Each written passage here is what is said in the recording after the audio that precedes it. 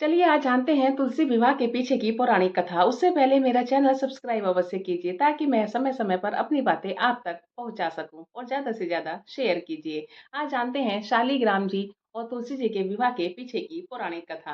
ये कहानी है अहंकार, भक्ति, प्रेम और विश्वासघात की, जो एक भक्त के साथ भगवान ने किया था और भक्त का श्राप स्वयं भगवान को भी शिरोधार्य करना पड़ा था। भगवान शिव के तीसरे नेत्र से जालंधर नामक एक असुर उत्पन्न हुआ और वह शिव का ही एक भाग था। जालंधर अत्यंत बलशाली और पराक्रमी था। एक बार तो उसने युद्ध में भगवान शिव को ही हरा दिया था। बहुत ही दुष्ट था। उसके आतंक से सभी बहुत परेशान थे।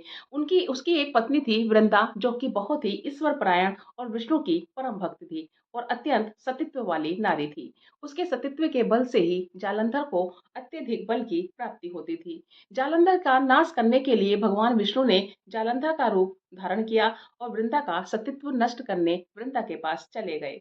जैसे ही विष्णु जी ने वृंदा को छुआ तो वृंदा का सतीत्व भंग होने के कारण जालंधर का बल भी क्षीण हो गया और युद्ध में उसका अंत हो गया।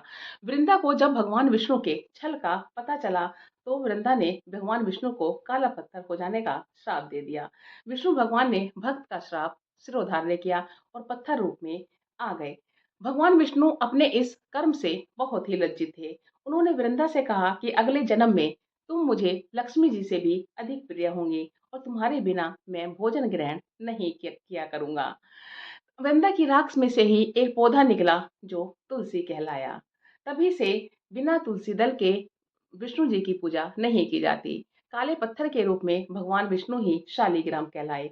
अब शालिग्राम को भोग लगाने से पूर्व उन्हें पहले तुलसी दल चढ़ाया जाता है और उसके बाद से ही शालिग्राम जी और तुलसी जी का विवाह होने लगा।